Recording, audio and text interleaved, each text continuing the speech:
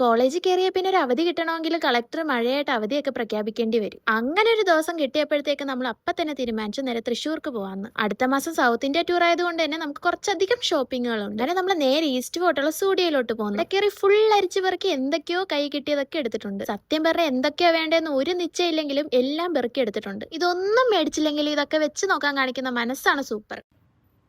Free ആക്കണ്ടോ?